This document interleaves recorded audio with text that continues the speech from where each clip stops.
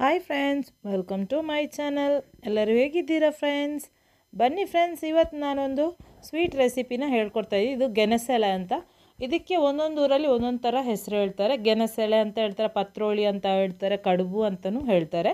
ಇದು ನಾಗರ ಪಂಚಮಿಗೆ ವಿಶೇಷವಾಗಿ ಇದನ್ನು ಮಾಡ್ತಾರೆ. ಇದನ್ನು ಹೆಂಗೆ ಮಾಡೋದಂತ ನೋಡೋಣ.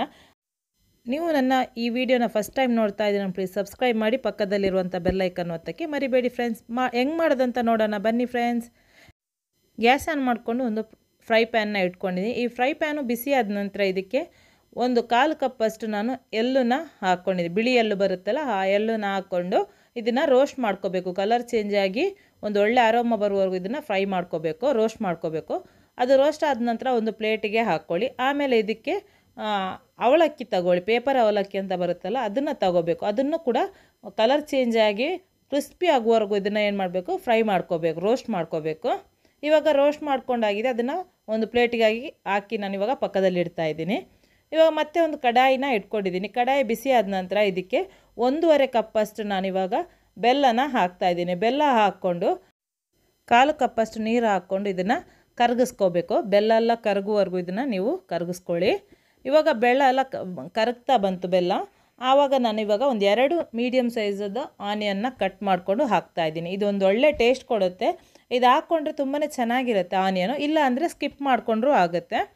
ಅದು ಚೆನ್ನಾಗಿ ಬೆಳ್ಳೆಲ್ಲ ಕರಗಿ ಆಮೇಲೆ ಈರುಳ್ಳಿ ಕೂಡ ಬೆಲ್ಲದ ಜೊತೆ ಒಂದು ಸ್ವಲ್ಪ ಫ್ರೈ ಆದ ನಂತರ ಇದಕ್ಕೆ ನಾನಿವಾಗ ಫುಲ್ಲು ಕಾಯಿನ ಒಂದು ತಗೊಂಡಿದ್ದೀನಿ, ತುರಿದಿರುವಂಥ ಕಾಯಿ. ಇದನ್ನು ನಾನು ಹಾಕ್ಕೊಂಡು ಇದನ್ನು ಚೆನ್ನಾಗಿ ಇದಕ್ಕೆ ಮಿಕ್ಸ್ ಮಾಡ್ತಾಯಿದ್ದೀನಿ. ಇದರಲ್ಲಿ ಇವಾಗ ಕಾಯಿ ಹಾಕಿದ ನಂತರ ಒಂದು ಸ್ವಲ್ಪ ನೀರಿನಂಶ ಬರುತ್ತೆ. ಆವಾಗ ಈ ನೀರೆಲ್ಲ ಡ್ರೈ ಆಗುವವರೆಗೂ ಇದನ್ನು ನೀವೇನು ಮಾಡಬೇಕು, ಇದನ್ನು ಫುಲ್ಲು ಬೇಯಿಸ್ಕೋಬೇಕು. ಇವಾಗ ನಾನು ಇದಕ್ಕೆ ಬೇಯಿಸ್ತಾ ಇರುವಾಗ ಒಂದು ಪಿಂಚಷ್ಟು ನಾನು ಸಾಲ್ಟ್ನ ಹಾಕ್ತಾಯಿದ್ದೀನಿ. ಟೇಸ್ಟ್ ಚೆನ್ನಾಗಿ ಕೊಡುತ್ತೆ ಅಂತ ಒಂದು ಪಿಂಚಷ್ಟು ಸಾಲ್ಟ್ ಹಾಕ್ಕೊಂಡ್ರೆ ಟೇಸ್ಟ್ ಜಾಸ್ತಿ ಆಗುತ್ತೆ. ಹಾಕ್ಕೊಂಡಿದ್ರೆ ಚೆನ್ನಾಗಿ ನೀರೆಲ್ಲ ಡ್ರೈ ಆಗುವವರೆಗೂ ಅದನ್ನು ಬೇಯಿಸ್ಕೊಂಡಿದ್ದೀನಿ. ಇವಾಗ ನಾನು ಇದಕ್ಕೆ ಕಡಲೆಬೇಳೆ ಒಂದು 2 ಗಂಟೆ ಕಡಲೆಬೇಳೆನ ನೆನೆಸಿ ಆಮೇಲೆ ಒಂದು 2 ವಿಷಲ್ ಮಾಡಿಕೊಂಡು ಬೇಯಿಸಿರುವಂಥ ಕಡಲೆಬೇಳೆನ ಇದಕ್ಕೆ ಹಾಕ್ಕೋಬೇಕು. ನೀರು ಹಾಕೋಕ್ಕೆ ಹೋಗಬೇಡಿ, ಬರೀ ಕಡಲೆಬೇಳೆ ಹಾಕ್ಕೋಬೇಕು. ಹಾಕ್ಕೊಂಡು ಇದನ್ನು ಚೆನ್ನಾಗಿ ಡ್ರೈ ಮಾಡ್ಕೋಬೇಕು. ನೀರಿನಂಶ ಎಲ್ಲ ಹೋಗುವವರೆಗೂ ಇದನ್ನು ಡ್ರೈ ಮಾಡ್ಕೊಳ್ಳಿ. ಡ್ರೈ ಆದ ನಂತರ ಅದಕ್ಕೆ ನಾನಿವಾಗ 1 ಸ್ಪೂನಷ್ಟು ಏಲಕ್ಕಿ ಪೌಡ್ರನ್ನ ಹಾಕ್ತಾಯಿದ್ದೀನಿ. ಆಮೇಲೆ ರೋಸ್ಟ್ ಮಾಡಿರುವಂಥ ಅವಲಕ್ಕಿ ಮತ್ತು ಎಳ್ಳು ಇದೆಯಲ್ಲ, ಅದನ್ನು ಹಾಕ್ಕೊಂಡು ಚೆನ್ನಾಗಿ ಇದನ್ನು ಮಿಕ್ಸ್ ಮಾಡ್ಕೋಬೇಕು. ಅವಲಕ್ಕಿ ಯಾಕೆ ಹಾಕೋದಂದರೆ ಅದರಲ್ಲಿ ಎಲ್ಲಾದರೂ ಒಂದು ಸ್ವಲ್ಪ ನೀರಿನಂಶ ಇದ್ದರೆ ಅದೆಲ್ಲ ಡ್ರೈ ಆಗಿ ಅಬ್ಸರ್ವ್ ಮಾಡ್ಕೊಳ್ಳಿ, ನೀರಿನಂಶನೆಲ್ಲ ಅಬ್ಸರ್ವ್ ಮಾಡ್ಕೊಳ್ಳಿ ಅಂತ ಹೇಳಿ ಹಾಕ್ಕೋತೀವಿ. ಇದು ಮಿಕ್ಸ್ಚರ್ ಹೆಂಗೆ ಅಂದರೆ ಪುಡಿ ಪುಡಿ ಥರ ಇರಬೇಕು, ಡ್ರೈ ಆಗಿ. ಇವಾಗ ಫಿಲ್ಲಿಂಗ್ ರೆಡಿ ಆಯಿತು ನೋಡಿ. ಇವಾಗ ನಾನು ಇದನ್ನು ಪಕ್ಕದಲ್ಲಿ ಇಡ್ತಾಯಿದ್ದೀನಿ, ಗ್ಯಾಸ್ ಆಫ್ ಮಾಡಿಕೊಂಡು. ಇವಾಗ ನಾನಿದು ಬಾಯ್ಲ್ಡ್ ರೈಸ್ನ ತೊಗೊಂಡಿದ್ದೀನಿ. ಬಾಯ್ಲ್ಡ್ ರೈಸ್ನ ನಾನಿವಾಗ ಒಂದು 2 ಕಪ್ಪಷ್ಟು ತೊಗೊಂಡಿದ್ದೀನಿ. ಇದನ್ನು ನಾನು ಒಂದು ಮಿನಿಮಮ್ ಅಂದರೆ ಒಂದು 5 ಗಂಟೆ ಆದರೂ ನೆನೆಕ್ಕೆ ಹಾಕಿದ್ದೆ. 5 ಗಂಟೆ ಆದ ನಂತರ ನೆನೆದ ನಂತರ ಇದನ್ನು ವಾಶ್ ಮಾಡ್ಕೊಂಡು ಇವಾಗ ಮಿಕ್ಸಿ ಜಾರಿಗೆ ಹಾಕ್ತಾಯಿದ್ದೀನಿ. ಕ್ಲೀನಾಗಿ ವಾಶ್ ಮಾಡ್ಕೋಬೇಕು. ವಾಶ್ ಮಾಡಿಕೊಂಡು ಮಿಕ್ಸಿ ಜಾರಿಗೆ ಹಾಕಿ ರುಚಿಗೆ ತಕ್ಕಷ್ಟು ಉಪ್ಪನ್ನ ಹಾಕ್ಕೋಬೇಕು. ಆಮೇಲೆ ಒಂದು 1/4 ಕಪ್ಪಷ್ಟು ಇಲ್ಲಾಂದರೆ ಒಂದು ಅರ್ಧ ಕಪ್ಪಷ್ಟು ನೀರನ್ನ ಹಾಕ್ಕೊಂಡು ಇದನ್ನು ಗ್ರೈಂಡ್ ಮಾಡ್ಕೋಬೇಕು. ನೀವು ಎಷ್ಟು ಗಟ್ಟಿಯಾಗಿ ಗ್ರೈಂಡ್ ಮಾಡೋಕ್ಕಾಗುತ್ತೆ ಅಷ್ಟು ಗಟ್ಟಿಯಾಗಿ ಗ್ರೈಂಡ್ ಮಾಡಿಕೊಂಡ್ರೆ ಆಯಿತು. ಗ್ರೈಂಡರಲ್ಲೂ ಗಟ್ಟಿಯಾಗಿ ಗ್ರೈಂಡ್ ಮಾಡ್ಕೋಬೋದು. ಮಿಕ್ಸಿ ಜಾರಲ್ಲಾದರೆ ಒಂದು ಸ್ವಲ್ಪ ಲೂಸ್ ಥರ ಆಗುತ್ತೆ, ನೀರು ಥರ ಆಗುತ್ತೆ. ಒಂದು ಸ್ವಲ್ಪ ನೀರು ಥರ ಆದರೆ ಏನು ಮಾಡಬೇಕಂದ್ರೆ ನೀವು ಗ್ಯಾಸಲ್ಲಿ ಒಂದು ತವ ಇಟ್ಟು ತವದ ಮೇಲೆ ಈ ಹಿಟ್ಟನ್ನು ಹಾಕ್ಕೊಂಡು ಒಂದು ಸ್ವಲ್ಪ ಬಿಸಿ ಮಾಡಿಕೊಂಡು ಗಟ್ಟಿ ಮಾಡ್ಕೊಳ್ಳಿ. ನಾನಿವಾಗ ಅದೇ ಥರ ಮಾಡ್ತಾಯಿದ್ದೀನಿ ನೋಡಿ. ಇವಾಗ ಒಂದು ಸ್ವಲ್ಪ ಬಿಸಿ ಆದ ನಂತರ ತವನ ನಾನಿವಾಗ ಹಿಟ್ಟು ಹಾಕ್ಕೊಂಡು ಇದನ್ನು ಚೆನ್ನಾಗಿ ಒಂದು ಸ್ವಲ್ಪ ಮಿಕ್ಸ್ ಮಾಡಿಕೊಂಡು ಇದನ್ನು ಇವಾಗ ಗಟ್ಟಿ ಮಾಡ್ತಾಯಿದ್ದೀನಿ. ಜಾಸ್ತಿ ಗಟ್ಟಿ ಮಾಡೋಕ್ಕೆ ಹೋಗಬೇಡಿ, ಒಂದು ಸ್ವಲ್ಪ ಕೈಗೆ ಅಂಟೋ ಥರ ಇರಬಾರ್ದು, ಸ್ವಲ್ಪ ಎಲ್ಲ ಬಿಟ್ಕೊಂಡಾಗೆ ಕೈಯಲ್ಲಿ ಅಂಟ್ಕೋಬಾರ್ದು. ಅದುವರೆಗೂ ಇದನ್ನು ಒಂದು ಸ್ವಲ್ಪ ಬಿಸಿ ಮಾಡಿಕೊಂಡ್ರೆ ಸಾಕು. ಜಾಸ್ತಿ ಗಟ್ಟಿ ಮಾಡಿದ್ರೆ ನೀವು ಎಲೆ ಮೇಲೆ ಏನು ಮಾಡ್ತೀರಾ, ಸ್ಪ್ರೆಡ್ ಮಾಡುವಾಗ ಕರೆಕ್ಟಾಗಿ ಸ್ಪ್ರೆಡ್ ಆಗೋಲ್ಲ. ಅದಕ್ಕೋಸ್ಕರ ಒಂದು ಸ್ವಲ್ಪ ತೆಳ್ಳಗಿರಬೇಕು, ಜಾಸ್ತಿ ಗಟ್ಟಿನೂ ಮಾಡೋಕ್ಕೆ ಹೋಗಬೇಡಿ.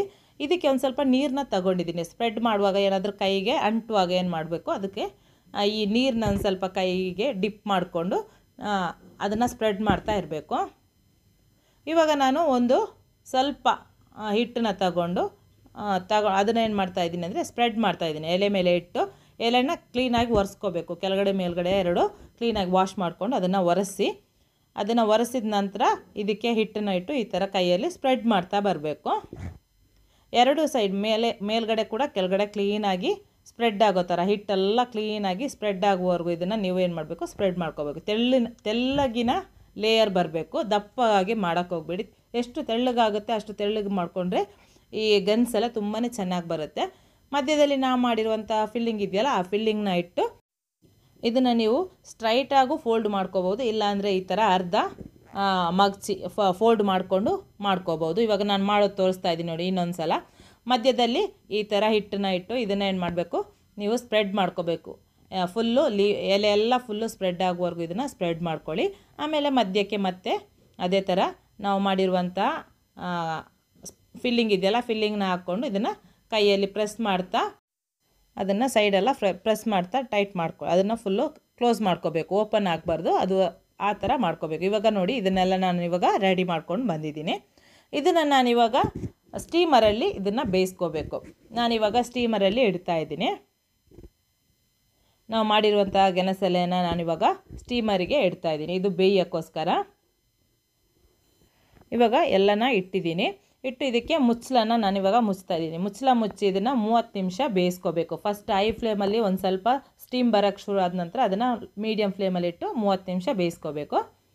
ಇವಾಗ 30 ನಿಮಿಷ ಆದ ನಂತರ ನೋಡಿ ಓಪನ್ ಮಾಡಿ ತೋರಿಸ್ತಾ ಇದ್ದೀನಿ. ತುಂಬಾ ಚೆನ್ನಾಗಿ ಬೆಂದು ಕರೆಕ್ಟಾಗಿ ಬಂದಿದೆ. ತುಂಬಾ ಪರ್ಫೆಕ್ಟಾಗಿರುವಂಥ ಒಂದು ಗೆಣಸೆಲೆ ರೆಡಿ ಆಯಿತು. ತುಂಬಾ ಟೇಸ್ಟಿಯಾಗಿ ಕೂಡ ಇದೆ. ಆಮೇಲೆ ಒಂದು ಸ್ವೀಟ್ ರೆಸಿಪಿ, ತುಂಬಾ ಈಸಿಯಾಗಿ ಮಾಡ್ಕೋಬೋದು. ಅರಿಶಿಣದ ಎಲೆ ಎಲ್ಲಾದರೂ ಸಿಕ್ಕಿದರೆ ಈ ಥರ ಒಂದು ಸಲ ಟ್ರೈ ಮಾಡೋಕ್ಕಂತೂ ಮರಿಬೇಡಿ ಫ್ರೆಂಡ್ಸ್.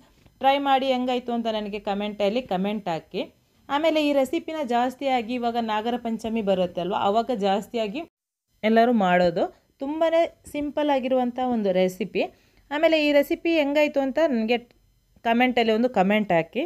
ಈ ವಿಡಿಯೋಗೊಂದು ಲೈಕ್ ಕೊಡಲಿಕ್ಕಂತೂ ಮರಿಬೇಡಿ ಫ್ರೆಂಡ್ಸ್. ಈ ವಿಡಿಯೋನ ನಿಮ್ಮ ಫ್ಯಾಮಿಲಿ, ಫ್ರೆಂಡ್ಸ್, ರಿಲೇಟಿವ್ಸ್ ಎಲ್ಲರಿಗೂ ಶೇರ್ ಮಾಡಿ. ನೆಕ್ಸ್ಟ್ ಹೊಸ ರೆಸಿಪಿಯೊಂದಿಗೆ ಹೊಸ ವಿಡಿಯೋ ಜೊತೆ ಬರ್ತೀನಿ ಫ್ರೆಂಡ್ಸ್. ಬಾಯ್.